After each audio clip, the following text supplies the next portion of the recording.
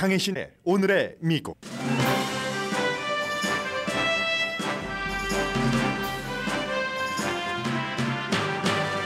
지난달 인플레이션은 또 완화돼서 1년 전에 비해 3.1%, 한 달 전에 비해서는 0.1% 상승했습니다.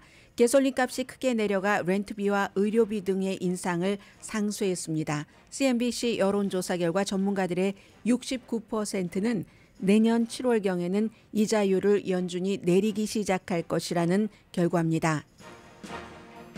2023년 한 해에 모기지와 온라인 등의 여러 이유로 문을 닫은 소매업소가 무척 많습니다. 슈시리처럼 74년 동안이나 신발을 팔아온 가게도 문을 닫았습니다. 지금 의회에서는 1년 전 그가 연설할 때 영웅처럼 환영받았던 우크라이나 대통령이 제발 우크라이나를 지원해달라고 간절히 요청을 하고 있습니다. 그러나 공화당 의원들은 그를 차갑게 맞이합니다. 하원은 오늘 바이든 대통령의 아들 헌터 바이든의 돈벌이와 관련해 대통령 탄핵 절차 결의안을 통과시킬 것으로 보입니다. 바이든 대통령은 자신이 재선에 나가지 않았으면 아들이 기소되거나 공격을 받지 않았을 것이라면서 죄책감을 느낀다고 악시오스가 보도했습니다. 특별검사가 연방 대법원에 2020년 선거 결과 전복 행위와 관련해 트럼프 전 대통령의 면책 특권에 대한 주장을 빠른 시일 안에 판결해달라고 요청했습니다. 반유대주의 발언 관련 사임 압박을 받고 있는 하버드 대학 총장을 하버드 이사회가 지키기로 결정했습니다. 하버드 대학 368년 역사상 최초의 흑인 총장이 이스라엘 이슈로 쫓겨나지는 않게 됐지만 대학 캠퍼스에서의 표현의 자유도 인종에 따라 다르다는 우려는 여전합니다. 이스라엘은 하마스의 거점 깊숙이 들어가 대규모 지상작전을 하고 있고 유엔은 미국이 반대해서 실패했던 즉각 휴전 결의안을 오늘 다시 시도합니다. 텍사스 대법원이 임산부의 생명이 위험하고 신생아의 생존 가능성은 낮은 케이스에 낙태를 허용해달라는 한 여성의 요청에 대해 하급법원의 판결을 뒤집고 낙태 불허 판결을 내렸습니다. 텍사스주 낙태금지법에 따르면 임신한 순간부터 거의 모든 낙태는 불가능하고 낙태를 도운 의사는 종신형에 처해집니다. 애리조나주 대법원은 주의 1864년 낙태법을 소생시킬 것인지에 대해 심의합니다. 1864년이면 애리조나가 주로 만들어지기도 전입니다. 대법원이 심의할 법은 좀비 금지 낙태법으로 불립니다. 결국 텍사스와 애리조나주의 낙태 논쟁은 차기 대통령을 결정하는 데 중요한 역할을 하는 신호탄이기도 합니다. BTS 멤버 전원의 입대를 미국 언론이 중대하게 보도를 합니다. NPR 방송은 BTS가 미국에서 인종차별을 줄이는 데 큰 기여를 했다고 전했습니다. 여러분 안녕하십니까? 오늘의 미국 강혜신입니다. 지난달에 인플레이션이 또 내려가서 1년 전에 비해서는 3.1% 물가 상승이 됐고요. 한 달 전에 비해서는 0.1% 올랐습니다. 그러니까 물가 인상 폭이 좀 완만해졌다는 얘기고 10월 달에는 3.1% 1년 전에 비해서 상승했거든요. 그리고 이 같은 결과는 예상했던 대로입니다. 가솔린 값이 많이 내려가서 6% 정도가 내려가서 다른 부분적인 그 가격이 오른 것을 조금 상쇄했다는 얘기입니다. 가솔린 가격이 6% 내려가는 동안 렌트비와 의료비가 좀 오르기는 했죠. 렌트비 0.4%. 물론 로스앤젤레스처럼 아파트먼트를 최근에 많이 짓고 또 사무실을 콘도미니엄으로 바꾸고 이런 지역은 렌트비가 조금 내려가기도 하지만 전반적으로는 렌트비가 0.4% 올랐고 의료비도 0.6%, 자동차 보험료도 조금 올랐는데 식품 가격이 오르긴 했지만 전보다 좀 적게 올랐고요. 0.2%, 가솔린 값이 6%나 내려갔으니까 이런 모든 것들을 이제 서로 플러스 마이너스로 한다는 겁니다. 지금 공개시장위원회 회의가 열리고 있죠. 그래서 아마 내일 발표할 이자율에 대해서는 변동이 없을 것이다. 그대로 유지할 것임을 거의 모든 전문가가 예상을 하고 있는데 내년 언제부터 그럼 이자율을 내리는가 이게 지금 중요하잖아요. 그래서 금리 방향에 대한 신호를 어떻게 보일 것인가 내일 이제 연준의 발표는 그걸 중심으로 해서 사람들이 보고 있고요. 실업률도 11월 달에 3.7% 괜찮았습니다. 그리고 식품과 에너지 가격을 제외한 이른바 그 핵심 인플레이션, 그 제외한 인플레이션은 지난달에 4%. 연준은 이걸 봅니다. 그러면 연준이 목표로 하고 있는 인플레이션 2%의 2배잖아요. 이제 이런 것들. 오늘 이제 아무튼 경제는 그럭저럭 순탄하게 연착륙되고 있다는 것이 날이 가면 갈수록 확인이 되고 있고 데이터상으로는요.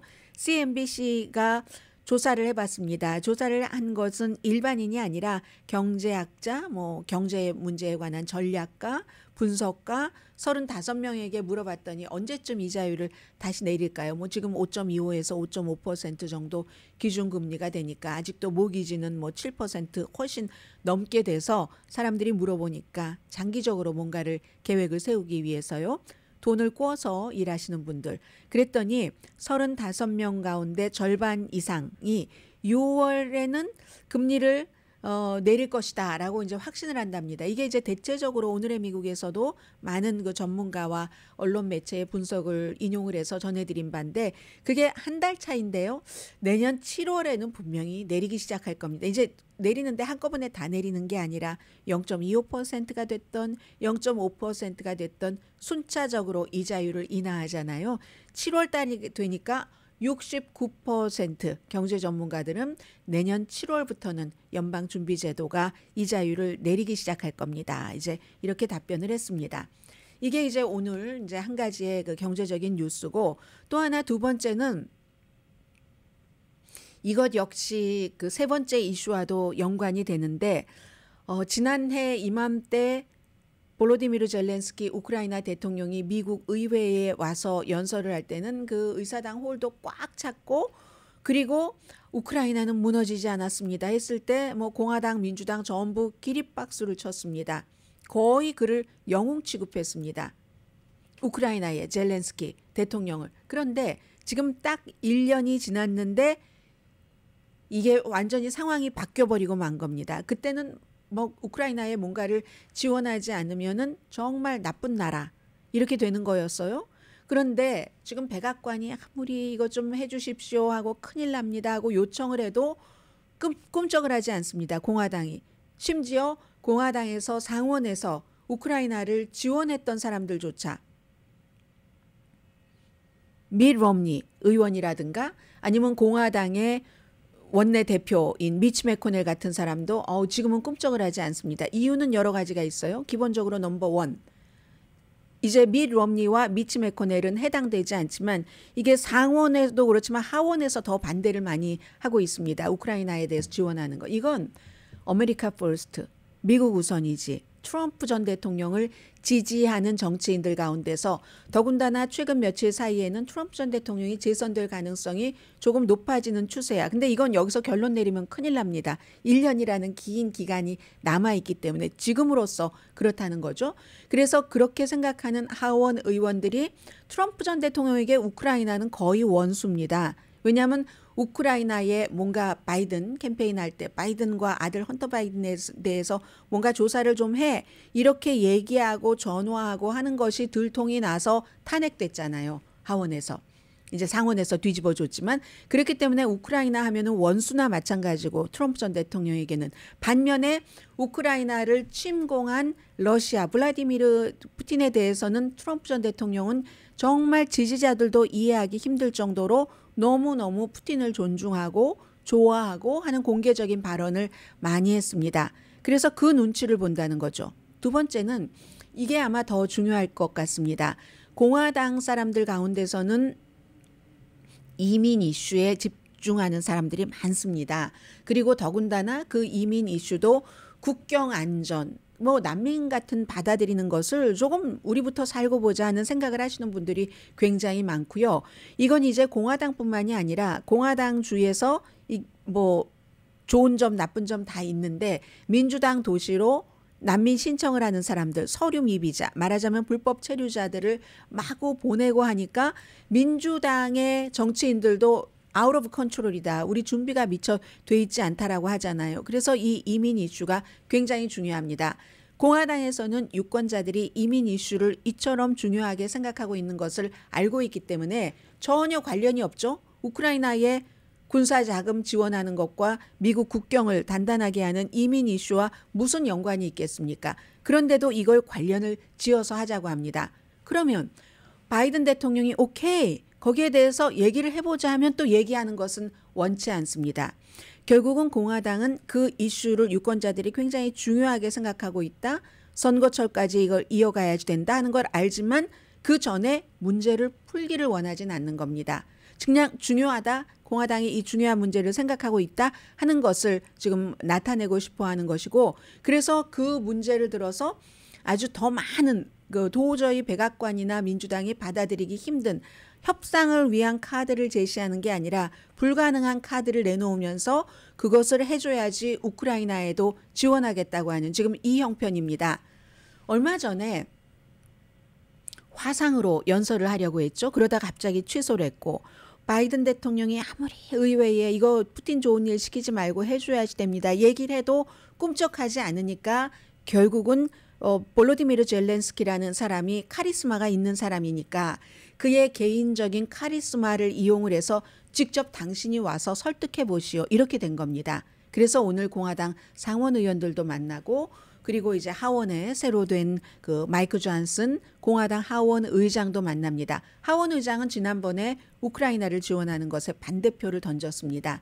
그러나 그런 반대표를 던졌을 때와 본인이 또 하원 의장으로 취임해서 일을 할 때의 지도자의 입장과 멤버의 입장은 다르잖아요. 지금은 조금 우크라이나를 지원하는 그쪽으로 들어왔는데, 지금 미국에서 특히 이제 상원에서도 제이디 벤슨 같은 그 트럼프 전 대통령을 강하게 지지하는 오하이오의 벤스 의원, 연방 상원의원의 경우는 이건 미국의 최고의 이익은 러시아에 우크라이나가 일부 영토를 양보를 해야지 된다. 이걸 미국도 우크라이나도 받아들이는 것이다. 이렇게 얘기를 하고 있습니다. 그래서 지금 볼로디미르 젤렌스키 대통령이 오늘 굉장히 그 중요한 이슈를 가지고 지금 의회에서 여러 활동을 하고 있고, 똑같은 시간에 공화당 의원들은 워싱턴에 있는 헝가리 대사관에서 헝가리는 우크라이나를 지원해 주기를 원치 않습니다. 여러 가지 러시아와의 관계, 뭐 빅토르 오르반 그 독재자의 개인의 목적 등등으로 인해서 그런 일들이 누가 이기는지 정말 저도 궁금할 따름입니다. 그리고 또 하나는 만약에 우크라이나가 러시아를 엄청나게 반격을 해서 화끈하게 러시아가 가져갔던 땅을 많이 빼앗았다면 후원하는 측에서도 우리가 지원하는 이 돈이 납세가 그냥 쓰여지는 게 아니지 유용하게 쓰여지는 것이지 하는 확신을 할 수 있을 텐데, 우크라이나가 러시아를 꽉 잡지 못했다는 이런 것도 아무튼 어떤 이슈고요. 그래서 610억 달러를 의회에 요청을 하는 건데 어떻게 될지는 모르겠고, 오죽하면 그 신사의 나라 영국의 데이비 카메룬이 외무장관이 되고 나서 전에 총리였던 사람이요. 처음으로 미국을 방문해서 12월 7일이었습니다. 남의 나라 일에 내정 간섭을 하는 듯 그렇지는 않겠지만 그만큼 중요하다는 거죠. 미국은 우크라이나를 지원을 해줘야지만 된다. 의회에서 이 패키지를 통과시켜야지 된다. 이렇게 강하게 얘기를 하고, 만약에 미국 의회에서 우크라이나에 군사 지원금을 주지 않으면 웃고 좋아할 사람은 두 사람밖에 없다. 한 사람은 블라디미르 푸틴, 또 한 사람은 시진핑. 왜냐하면 푸틴이 하는 것 보고 서방 세계에서 딱 뭉쳐서 그 나라를 도와주지 않으니까 우크라이나까지 꿀꺽 삼켜먹고만 해. 우리도 대만을 그렇게 해볼까 하는 행위를 할 수가 있다는 겁니다. 그러면서 이 데이비 카메룬 영국의 그 신임 외무장관이 나는 푸틴이나 시진핑에게 그 크리스마스 선물을 주고 싶지 않습니다. 하지만 미국 그 의원들은 지금 그런 생각들을 안 하는 것 같고요. 안 주면은 이제 푸틴의 꿈이 이루어지는 거죠. 돈은 미국이 대통령 중심제지만 돈에 있어서는 의회가 돈을 관장을 해서 대통령도 힘이 없습니다. 돈을 쓰는 데 있어서는.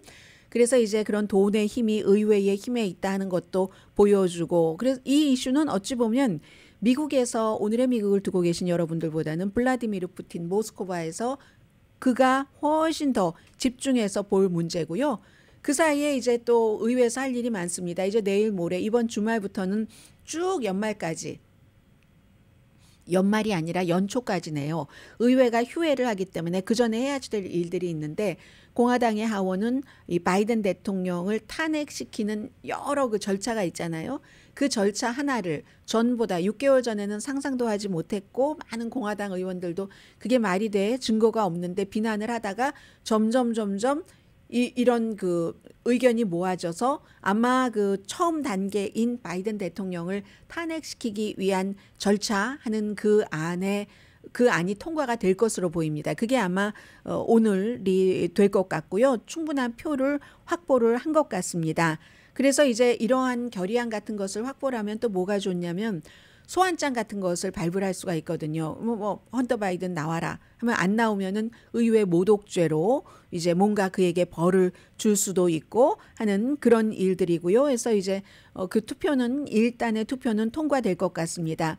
그래서 이제 오늘 보니까 그 바이든 대통령이 만약에 내가 재선에 나가지 않았다면 나의 유일한 아들이라고 많이 얘기하죠. 왜냐하면 첫 번째 와이프와 다 교통사고로 당해서 와이프와 아이들도 잃고, 그리고 살아남은 또 하나의 아들은 암으로 세상을 떠났기 때문에 나의 유일한 아들이라고 얘기를 하는데, 이 아들이 마약 문제, 정말 문제가 많긴 많지만 아버지에게는 아들인 겁니다. 아버지는 뭐 80살 넘었지만 아들은 또 50살도 넘었어요. 53살이지만 아들은 아들이어서 내가 재선에만 안 나갔어도 우리 아들이 이렇게 그 세금 문제로 기소까지 되고 최고 형량 17년형을 받을 수도 있게 되고, 날마다 보수 텔레비전만 켜면 아들을 그 농락하는 아버지의 입장에서는요, 그런 보도가 나오고 이거 안 했을 텐데 너무 슬프고 너무 미안하기도 하고 그런 느낌을 그 갖고 있다 하는 것. 그래서요, 이게 트럼프 전 대통령도 처음에는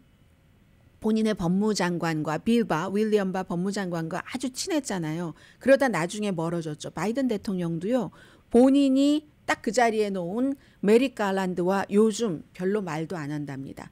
왜냐하면 이 바이든 행정부인 법무부의 메릭 가랜드가 특별검사를 임명을 하도록 허락을 했으니까. 특별검사는 법무부 소속입니다. 법무장관이 그 위에 있는 보스잖아요. 법무장관이 안 했으면 좋았을 텐데 해서 내 아들을 총기 문제로, 세금 문제로 이렇게 기소하다니 해서 냉랭하게 서로 말을 하지 않는다, 이런 게 있고요. 그래서 민주당에서는 비난을 하죠. 법무장관을 무슨 올바른 결정을 한다기보단 나는 이렇게 정직한 사람이야, 여기에 포커스를 더 많이 둔 것 같다, 이런 얘기도 하지만 어쨌든 다 권한이 있는 겁니다. 아직까지는 백악관이나 행정부나 서로의 권한을 침범할 수 없는 선이 미국에는 남아있다, 이런 것을 보는 것은 뭐 뉴스하는 사람으로서 하나의 기쁨이고요. 그리고 그러니까 트럼프 전 대통령이 바이든 대통령이 나쁜 위치입니다. 오늘 또 나오는 여론조사 결과에 보면 5%, 아프리칸 아메리칸의 5% 정도는 트럼프도 바이든도 아닌 사람에게 투표하겠어. 그리고 아프리칸 아메리칸의 20% 정도는 바이든에게 투표하지 않는다. 이건 엄청난 겁니다. 민주당의 대선 후보가 90% 이상을 넘겨보지 않은 적이 없습니다. 그리고 그렇게 되면 위험합니다. 물론 아직 1년의 기간은 남아있다는 건 말씀드리면서요. 그 정도로 바이든 대통령에게 나쁜 위치지만 트럼프 전 대통령에게도 특별검사가 어제 이제 선거와 관련해서 워싱턴의 의사당 폭동 사건이 있고 조지아주의 선거 결과를 뒤집으려고 했다는 이런 것들 다 있잖아요. 이게 과연 대통령 당시에 했었던 일이기 때문에 면책 특권이 있느냐 없느냐에 대해서 연방 대법원이 좀 빠른 시일 안에 결정을 해 주십시오. 12월 20일까지 하고 특별검사가 요청을 했습니다. 워싱턴 DC의 판사는 이건 면책 특권이 없다라고 했거든요. 그런데 이걸 딱 연방 대법원으로 가져가서 그럼 대법원이 우리 그거 안 하겠어, 아래로 다시 내려보낸 게 아니라 우리가 심의를 할게 했거든요. 그렇게 되면은 재판 속도가 빨라질 수가 있습니다. 그래서 트럼프 전 대통령도 이게 이 재판과 연관해서 뭐가 다르다 뭐 등등의 이유로 인해서 지금으로서는 굉장히 그 격전지에서도 바이든 대통령보다 막 앞서가고 공화당 내부의 지지율은 엄청나게 강하지만 누가 될지 오늘로서는 저는 알 수 없다고 여러분들께 말씀을 드리면서 이번 섹션 마무리합니다.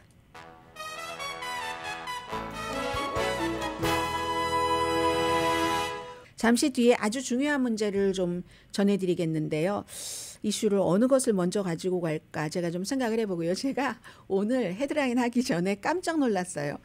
왜 가끔 여러분들께서 한인방송을 들어보시면 그런 일들이 있으실 겁니다. 광고가 똑같은 시간에 똑같이 나가는 거예요. 여기 듣다 광고 나와서 여기를 들으면 똑같은 광고가 나가는 때가 있잖아요. 제가 이제 왼편에는 팍스 텔레비전을 틀어놓고 오른편에는 CNN을 틀어놓고 방송을 하고 있는데 광고가 똑같은 거예요. 초까지 똑같은 거예요. 그래서 야 어떻게 이럴 수가 있는가 했더니 제가 똑같이 팍스를 틀어놓고 방송을 하고 있었습니다. 그래서 중간에 채널 하나는 CNN으로 바꿨습니다. 자 잠시 뒤에 뵙겠습니다. 라디오 서울 방송 오늘의 미국 듣고 계십니다. 어떤 때 이제 뉴스 뭐 헤드라인이나 제목만 보면 내가 다 아는 것 같기도 하고 좀 지겨운 것 같기도 하고 하는데 또 들어보면은 새로운 내용이 있고 중요한 내용이 있잖아요. 저는 이제 뉴스 하는 사람으로서 같은 이슈를 이렇게 이제 전하는 그런 그 뭐 방송인도 있고 신문 기자들도 있잖아요. 근데 이제 같은 이슈 중에서도 이것도 저도 마찬가지입니다. 내가 아는 것 같아 하고 이렇게 읽어보거나 들어보기 시작을 할 때 역시 그 분야의 전문가가 지적을 하는 거기 때문에 새로운 내용과 새로운 느낌을 주는 게 있습니다. 오늘 제가 지금 전해드릴 이 두 가지 이슈가 여러분들도 처음에 그렇게 생각하실 수 있는 건데 낙태에 관한 거거든요. 근데 이게 결국은 큰 나중에 세상의 그림까지 바꿀 수 있는 이슈거든요. 기본적으로 왜 모든 막 세계에서 다 이 이슈를 전하는가? 텍사스와 애리조나인데요. 텍사스에서는 31살의 여성이 난 낙태를 좀 승인해 주세요 하고 법원에 요청을 해서 하급 법원에서는 오케이 했습니다. 그랬더니 오케이 한 그날 텍사스의 그 말도 많고 탈도 많고 결국은 살아남은 검찰총장이 항소를 해버린 겁니다. 그랬더니 텍사스 대법원이 낙태하면 안 돼 했고 그 사이에 이 여성은 기다릴 수가 없어서 다른 주로 낙태를 하려고 떠났습니다. 왜냐하면 텍사스의 지금 낙태법은 한 3가지가 한꺼번에 묶여 있는데 거의 모든 딱 임신한 그 순간부터 산모의 건강이 생명이 위험하다. 이 정도만 빼고는 전부 금지입니다. 뭐 강간, 근친상간 전부 금지인데 이 여성의 경우는 결혼 생활을 하고 있고 2명의 아이가 있고 남편과 또 아이를 낳고 싶어서 3번째 임신을 했는데 그게 뭐 그 의료상으로 보면 이렇답니다. 임신 그 합병증이 있어서 2주일 동안 뭐 몇 번 그 응급실에 4번이나 갔는데 거의 임신 2주일이 됐을 때 안 거랍니다. 의사가 알려줬는데 에드워드 증후군이라는 거래요. 그래서 이게 태아의 생존 가능성이 아주 지극히 낮답니다. 뭐 18번 3염색체증 트라이서미 18 뭐 전 잘 모르지만 아무튼 그런 게 이게 이제 종전 출생 전에 숨질 수도 있고 출생 직후에 사망하는 경우가 많답니다. 그리고 산모는 그 사이에 계속 막 경련을 일으키고 해서 또 임신성 고혈압, 당뇨 발생 가능성도 굉장히 높고 또 임신을 하고 싶은데 지난번 2번을 제왕절개를 했답니다. 그런데 이번에 잘못되면 아이를 다시는 낳을 수 없다는 거예요. 그래서 법원에 요청했더니 12월 7일에 지방법원은 낙태를 이 경우는 산모의 생명이 위험하고 하니까 허용을 해라 했는데 검찰총장이 항소한 것에 대해서는 이게 이제 텍사스의 대법원이 그냥 아이를 낳아. 아이가 뭐 사산하던 뭐든 나 이렇게 된 거예요. 그랬더니 의사가 텍사스의 법에 따르면 또 의사도 종신형에 처해지고 막 이건 애리조나인가요? 엄청나게 벌을 받는데 의사가 이 같은 내용을 공유를 했습니다. 이 여성이 공유를 한 게 아니라 의사가 공유를 한 거예요. 병원과 이 의사는 중범죄 혐의 받을 수 있고요. $10만 이상 벌금도 물을 수 있는데 뭐 여러 가지 아무튼 그 다음에 책임이 많이 있는데도 의사는 이제 의사로서 이걸 알린 거예요. 그러니까 이제 세계의 많은 나라에서 이 내용을 엄청나게 지금 비난을 하고 있고 이 여성은 기다릴 수가 없기 때문에 너무 아프기도 하고 해서 이미 다른 주로 근데 그 이후의 내용은 또 사생활 보호에 의해서 밝히지는 않고 있는데 이게 이제 텍사스의 낙태 금지 법안이라는 거고요. 애리조나주의 경우는 지금 1864년도의 낙태법을 소생시킬 것인가 부활시킬 것인가 하는 것을 심의를 한답니다. 심의를 하기로 결정을 했어요. 그래서 1864년도면은 애리조나가 주로 만들어지기도 전입니다. 그래서 애리조나 이전에 뭐 준 정부 이 정도 시대에 시작이 돼서 1901년도에 업데이트돼서 성문화가 됐는데 지금 애리조나주의 낙태법은 2022년부터는 임신 15주일 이후면 안 됩니다. 공화당의 주가 뭐 가장 가혹한 게 텍사스, 그다음에 이제 플로리다가 6주일 이후면 안 되고 애리조나가 15주일 이후면 안 되고 하는 거잖아요. 그래서 애리조나에서 지금 심의를 하려고 하는 이 1864년도의 낙태법에 따르면 임산부의 낙태를 도우면은 금지입니다. 도우면은 뭐 정말 뭐 굉장한 벌을 받는 거예요. 그리고 텍사스와 마찬가지로 강간, 근친 상간의 경우도 낙태를 할 수 없고 여성의 생명을 위협할 때만 허용하는데 텍사스주의 경우 이거 생명 산모의 생명이 위협이다 하는데도 법원에서 받아들여지지 않았잖아요. 그래서 1864년도의 낙태법이기 때문에 많은 사람들은 좀비법이라고도 얘기를 합니다. 그리고 이 같은 좀비법을 부활시키려고 텍사스주에서도 엄청 노력을 했었고 또 위스콘신주에서도 노력을 했었지만 실패를 했는데 이번에 애리조나주에서는 이 좀비법이 부활될 가능성이 굉장히 높다는 겁니다. 그러면 정말 반세기 정도나 시행되지 않았던 것을 시행을 다시 그걸 살려내서 시행하려고 하는 것은 전례가 없는 일이잖아요. 그러니까 사람들이 그런 얘기를 하고 있고 사실은 이 시작은 1970년대 중반에 뭐 낙태가 완전히 연방 대법원에 의해서 허용됐다가 50년 만에 이게 이거 주에서 알아서 해 하니까 이게 뒤로 물러나는 것이 됐는데 한 번 또 뒤로 물러나는 이런 법이 만들어지고 보니까 점점 이제는 1864년으로 여성의 낙태에 관한 권리가 돌아가 버린다는 겁니다.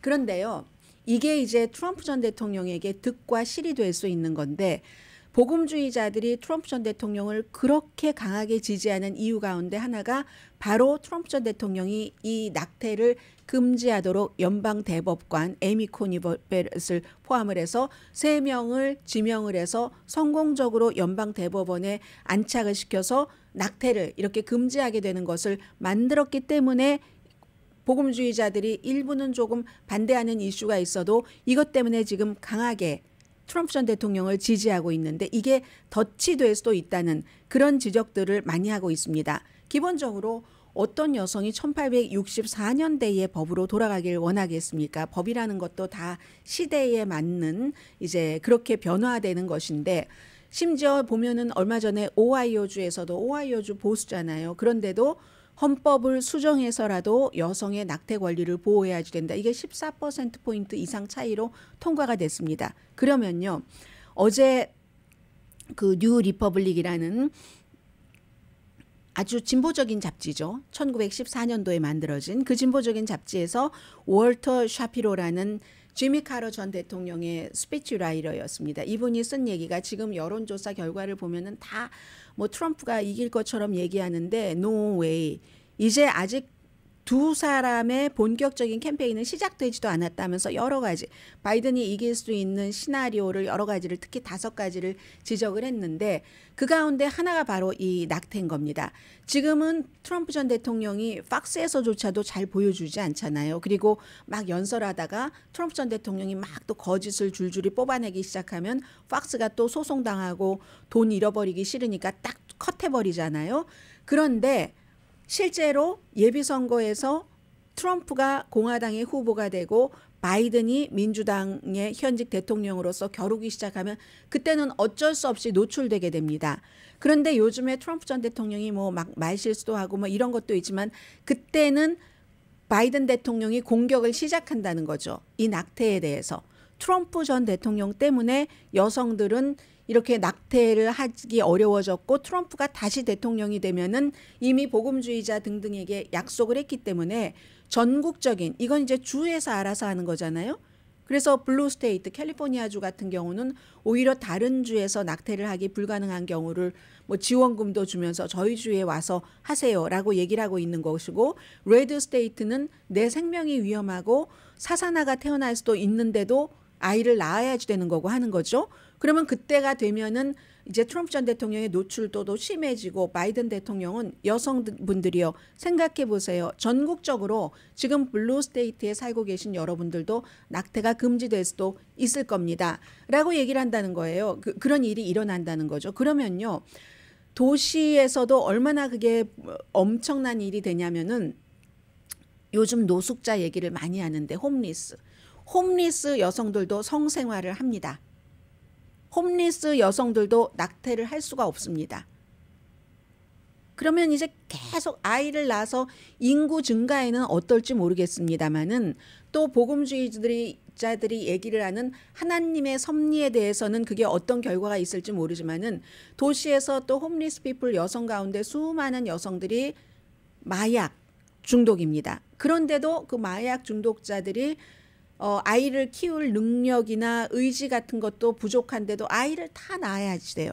이런 모든 문제들을 이제 본격적으로 선거 캠페인에 들어가면 바이든 대통령이 들고 나올 수 있다는 거죠. 이런 얘기들을 그 월터 샤피로 씨가 지적을 했습니다. 그래서 지금 이 낙태에 관해서도 항상 이게 장점과 단점이 있기 때문에 그런 것들 때문에 트럼프 전 대통령이 실제로 선거 캠페인을 시작하면 예전에는 몇 년 동안은 트럼프 안 봐서 살 것 같아 했던 사람도 있잖아요. 물론 트럼프를 못 봐서 너무 그리워 하는 사람도 많이 있지만 근데 보면 볼수록 트럼프 전 대통령도 4년 전, 5년 전에 트럼프가 아닙니다. 요즘은 연설할 때 보면은 굉장히 뭐 바이든 대통령만 말 실수를 하는 게 아니라 트럼프 전 대통령의 말 실수도 장난이 아니거든요.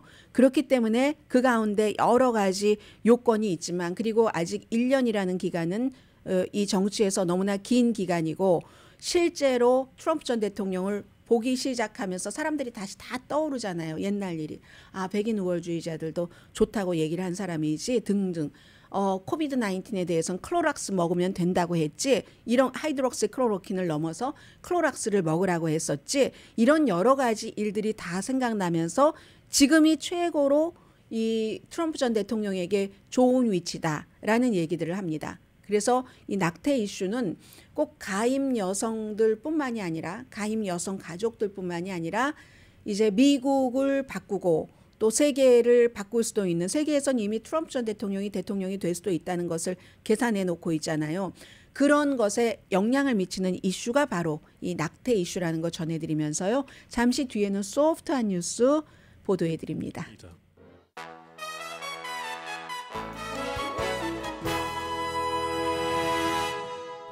라디오 서울 방송 오늘의 미국 듣고 계십니다. 올해 그 사라진 업체들이 많습니다. 이건 뭐 사라진 업체를 기억하자는 것보다는 추세를 한번 여러분들과 이렇게 연말이 되면서 정리를 하는 건데요. 팬데믹 이후에 너무 애쓰셨어요. 저희 라디오 서울 방송을 후원해 주시는 스몰 비즈니스 업주분들께 정말 감사드립니다. 특히 오늘의 미국을 지원해 주시고 후원해 주시는 제인정 종합법률사무소 또 브라이언 타필라와 CG 변호사 그룹 코지다운 갤럭시 이블 감사드립니다. 그런데 많은 미국의 기업들이 지금 사라졌거든요. 여러분들 한때는 우리 집안에 정말 필요한 스토어야 라고 생각을 하고 자주 쇼핑을 가셨던 그런 그 Bed Bath Beyond 온라인은 오픈되어 있습니다. 팬데믹 이후에. 그리고 뭐 또 뭐 사업하려면 뭐 빌린 돈도 있고 하는데 이자율 등등 사람들이 또 무엇보다도 온라인으로 쇼핑을 많이 하니까 Bed Bath Beyond에서 살 수 있는 물건은 사실은 뭐 옷이라던가 이런 것과는 달리 입어보지 않아도 그리고 내가 알고 있는 제품은 그냥 온라인에서 사도 되잖아요. 옷도 요즘 안 입어보고 온라인에서 많이 삽니다. 그래서 그런 스토어라든가 Tuesday Morning 제가 살고 있는 동네 근처에 자그마한 스토어였는데 있었기 때문에 늘 다정하게 느껴집니다. 그냥 좀 그 리테일 그 스토어 또 슈시티 예전에는요 여기 가면은 막 겨울철에 이렇게 뭐 따뜻한 신발 같은 거 많이 있어서 싸고 좋네 하고 많이 샀었는데 뭐 많이라는 게 한두 번일까요? 많이 봤죠. 다니면서 지금은 74년 동안이나 그렇게 신발을 팔아왔는데 시대가 달라진 겁니다. 제일 처음에 신발을 온라인으로 파는 G자로 시작되는 그 회사가 나왔을 때 누가 그런 걸 사 했는데 요즘은 너무 UPS 등등을 통해서 포장해서 가져다만 두면 리턴이 쉬우니까 온라인으로 사시는 분들이 너무 많으시죠. 풋라커도 마찬가지고 Bath and Body Works 이것도 다 무슨 샴푸 뭐 이런 거 파는데 우리가 안 써봐도 되죠. 갭, 바나나 리퍼블릭은 글로브몰에는 있던데요. 다 닫은 것 같진 않아요. 또 뭐 파리세일이라든가 타겟, 월마트 이런 데도 장사 안 되는 데는 다 닫았습니다. CVS, 월그린, 라이드에이드도 매상 좋지 않은 데는 많이 닫았잖아요. 그러면 이때 방 안에 도저히 무시할 수 없이 거대하게 보이는 엘레펀트 인 더 룸은 아마존인 겁니다. 여러 가지 이자율, 팬데믹 이후의 변화 이런 것도 있지만 아마존, 온라인 때문에 이런 일들 있는 거죠. 뭐 메이시스도 지금 뭐 여러 가지 절차를 밟고 있고요. 자, 이게 2023년도 이 경제계에서 가장 큰 추세이기도 했고요. 오늘 아침에 제가 출근할 때는 BTS를 너무 자세히 보도를 해서 NPR 방송에서 기분 좋게 듣고 왔습니다. 근데 아침에 출근해서 또 막 그 인터넷으로 뉴스를 설치하다 보니까 뉴욕타임스가 BTS 마지막 남은 멤버까지 이제 다 그 입대를 한 이 뉴스를 엄청 보도를 했거든요. 그런데 아마 뉴욕타임스의 그 보도를 쓴 기자가 굉장히 젊은 기자라서 아주 세세히 미국 사람들에게 그리고 미국 사람들이 그만큼 BTS 모든 멤버를 다 알고 있다는 뜻도 되겠죠. 누가 제일 먼저 언제 갔고 누구는 공익 근무고 그리고 뭐 한국의 병역 시스템의 여러 가지 문제 중간에 공연을 할 수도 있는데 이 사람들이 할지 안 할지 모르겠다. 뭐 한국은 18살 이상 건강한 남성은 한국군에 복무해야 하지만 어제 이제 여성 의원이 새로운 여성도 그 의무화를 얘기를 했지만 그런 뭐 여러 가지 등등 그리고 왜 팝에서 이렇게 많은 돈을 벌어들인 이런 가수는 안 되고 스포츠맨이나 클래식 음악가는 되냐 등등등등을 쫙 얘기를 해준 것을 보니까 그야말로 정말 이 BTS가 얼마나 미국에서 중요한 그런 그 이 반열에 올랐는가 하는 걸 알 수가 있었고요. 많은 내용은 거의 여러분들께서 알고 계시는 건데 특히 NPR 방송이 그 사람들을 막 인터뷰를 하는데 BTS가 인종차별을 코리안 아메리칸을 포함한 에이시안 아메리칸에 대한 인종차별을 엄청 줄였다고 보도를 하는데 아주 기뻤습니다. 뿌듯하기도 하고요. 예전에는 무슨 잡지 이런데 에이시안들이 나오면 한국 사람들 나오면은 막 뭐 태권도 하는 사람 그 특정 있잖아요. 무슨 뭐 리코 스토어를 운영한다던가 그랬는데 지금은 그게 아니라는 거예요. 그냥 보통 사람, 일반 사람, 그리고 예전에 막 눈 찢어지고 해서 뭐 차이니스와 비교하고 뭐 등등 이랬는데 지금은 그냥 보통 사람, 아주 말끔하고 아주 좋아 보이는 닮아 보이는 BTS 같은 사람 이게 인종차별을 없애는데 엄청 중요한 역할을 했다고 보도를 했고요. 그리고 또 뭐가 있었던가요? 그러면서 막 한인타운에 너무 자주 와서 음식 많이 먹는다. 어떠세요, 여러분? 요즘 한인타운에서 식당 하시는 분들은 외국인 손님이 많은 식당이 돈을 법니다.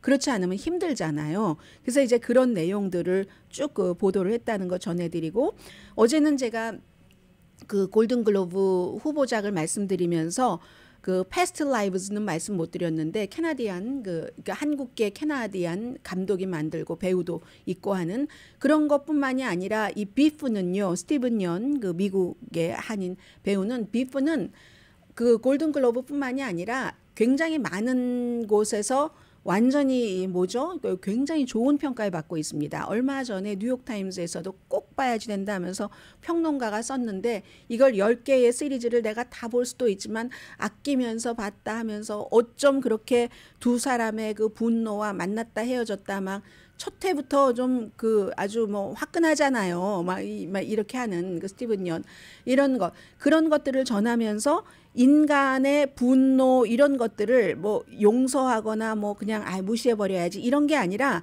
아주 어떤 그 비애와 인간성과 이런 것까지 쫙 갈 수 있도록 너무나 모든 장면에서 배우들이 그 스티븐 연이 특히 훌륭한 활약을 펼치면서 아름답게 이걸 해나갔다. 이 막 비프가 굉장히 막 터프하잖아요. 막 분노가 가득 차가지고 그런 이제는 뭐 그냥 같은 반열 무슨 특별히 에이시안 아메리칸이라고 저쪽 뒤에 있고 알아서 뒤에 가고 하는 게 아닌 뭐 이런 것들이 있고요. 잠시 뒤에 뵙겠습니다.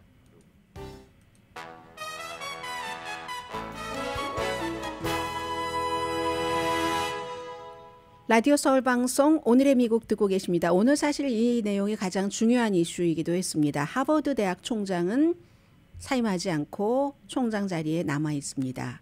의사당에서 이스라엘계 학생들을 좀 덜 보호하는 것 같은 그런 느낌으로 정치인들이 받아들였다 할지라도 하버드의 이사회가 만장일치로 13명이 이 사람은 우리 학교에 필요한 사람이다 했습니다. 368년 역사상 최초의 흑인, 그것도 여성으로서는 하버드가 두 번째 총장을 냈잖아요.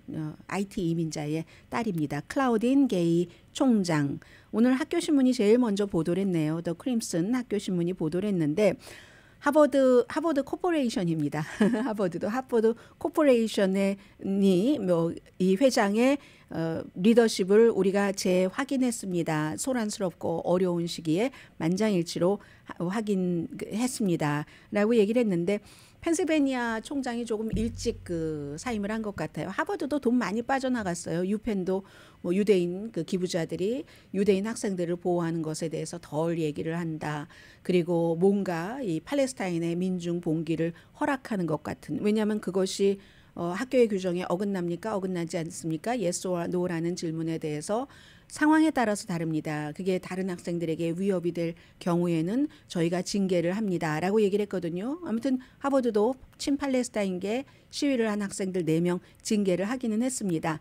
그리하여 어제 그 UCLA 그 헌법학 교수가 지적한 대로 캠퍼스에는 이런 게 있어야지 된다. 서로 팔레스타인계의 동정심을 더 많이 갖고 있는 학생들, 이스라엘계의 동정심을 많이 받고 있는 학생들께서 맞습니다.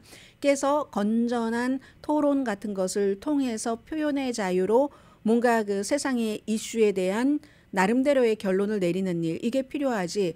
의회 정치인들이 그게 우리 마음에 들지 않았어? 아니면 돈을 내고 있는 기부자들이, 동문들이 우리 마음에 들지 않아? 하면서 그 총장을 마음대로 갈아치울 수 없다는 얘기를 하셨잖아요. 어제 UCLA의 헌법학 교수가. 지금 이사회도 이제 그런 문제들에 대해서 신경을 쓴 것 같고, 억만장자 투자자 하버드 졸업생 빌 에크먼이 헤지펀드 매니저가 제일 그 이스라엘에 대해서 친이스라엘의 본인의 그 뿌리가 그렇고 기수잖아요. 이 사람이 이사회에서 본인이 설명을 들었는데 압력으로 이사회가 총장을 사임시키는 것 같은 느낌을 주고 싶지 않았다. 또 그렇게 얘기를 했겠죠. 그 사람에게는 실제가 그럴 수도 있고 몇 %인지 모르지만 그런 얘기를 했습니다. 그래서 이제 지금 700명 이상의 하버드 교수 중에 하버드의 교수가 그렇게 많은 거예요. 이 총장이 의회에서 상황에 따라서 판단을 해야지 된다라고 얘기한 그 발언을 지지를 했습니다. 아무튼 최초의 유색인종 하버드 대학교의 총장, 여성으로서 두 번째 총장이 살아남았네요. 이 클라우딘 게이 총장이 스탠포드 대학교에서 경제학을 공부하고 그리고 박사는 하버드에서 정치학을 했습니다. 그래서 2007년부터 본인이 아프리칸 아메리칸 여성이고 아프리칸 아메리칸 그 히스토리, 사람들 이런 것에 대해서 가르쳐 왔죠. 하마스에 대해선 비난을 합니다. 이 총장도 당연히 비난을 하는데 많은 분들이 그 오늘의 미국을 듣고 계시는 분들도 그러시는 것 같아요. 계속 하마스를 비난하지 않으면 그 첫날의 그 사건을 계속 비난하지 않으면 하마스 편이라고 생각하시는 분들이 많으신 것 같습니다. 그때 일단 끝났고 그 뒤로는 계속 팔레스타인 주민에 대한 어떤 그 공습이라든가 피해라든가 이런 거잖아요. 그런 점들을 조금 신경을 써주셨으면 좋겠고요. 그게 이제 표현의 자유이기도 하고요. 자라 있죠. 자라도 지금 이스라엘 하마스 전쟁 때문에 아주 고통을 받고 있습니다. 자라에서 그 웹사이트에 선전을 하는데 그게 이제 예술 작품으로 선전을 했다는 거예요. 사람이 모델이 하얀색 플라스틱으로 감긴 마네킹을 이렇게 안고 있는데 이게 이스라엘 하마스 전쟁을 연상시킨다는 거죠. 왜냐하면 그 팔레스타인에서 어린 아이나 부모님이나 특히 이제 어린 아이의 경우 몸집이 작으니까 숨졌을 때 하얀색 천으로 감아서 부모님들이 이렇게 들고 안고 우는 그런 모습 있잖아요. 물론 자라가 그걸 알고 그렇게 했었다고 생각되지는 않지만 그래서 자라도 사과했습니다. 강혜신이었습니다.